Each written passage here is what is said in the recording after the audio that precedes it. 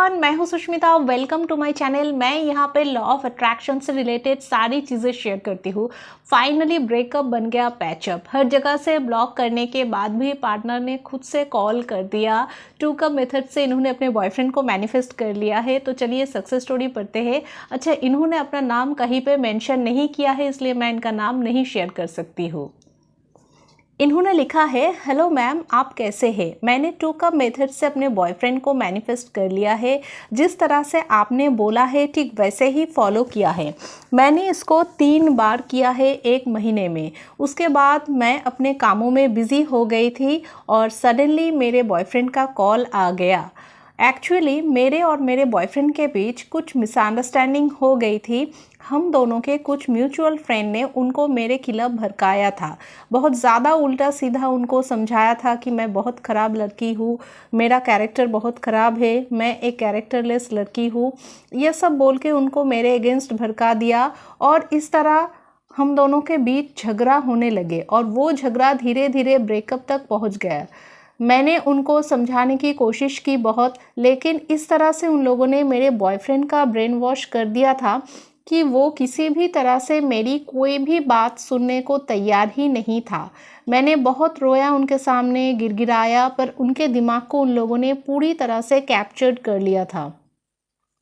मुझे पहले इस कॉन्स्पिरेसी के बारे में पता नहीं था। मेरे ही पीठ पीछे मेरे ही बॉयफ्रेंड को मेरे ही खिलाफ भड़काया जा रहा है, ये मुझे बहुत लेट पता चला। जब पता चला तब सब कुछ ख़त्म हो चुका था। तब उन्होंने मुझे सारे जगह से ब्लॉक कर दिया था। बहुत मनाने के बाद भी जब वो कुछ भी समझने को तैयार ही नहीं था, तब मेरे एक फ्रेंड ने आपके चैनल का 2 कप मेथड वाला वीडियो मुझे सेंड किया। मैंने वो देखा और आपके चैनल का बाकी वीडियो भी देखा। मुझे अच्छा लगा। 2 कप मेथड करने के बाद मुझे हल्कापन महसूस हो रहा था। फिर मैंने अपने काम में ध्यान लगाया। मेरे बॉयफ्रेंड ने कॉल किया खुद से ही। उसके बाद वो टोटली चेंज हो चुके थे। उनको सारी कॉन्स्पिरेसी के बारे में भी पता चल गया था। उनको ये पता चला कि कौन सही है और कौन गलत। उनको अपनी गलती का एहसास है। वो अपने किए पर पछता रहा है। उन्होंने बोला कि तुम ही मेरे लिए बेस्ट हो।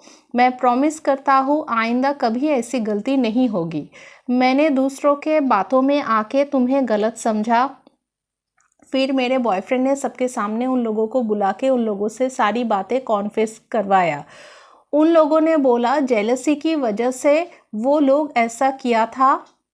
मैं फिर भी थोड़ी नाराज़ थी मेरे बॉयफ्रेंड के ऊपर, लेकिन अभी सारी मिसअंडरस्टैंडिंग क्लियर हो गई और जो भी हुआ अच्छा ही हुआ।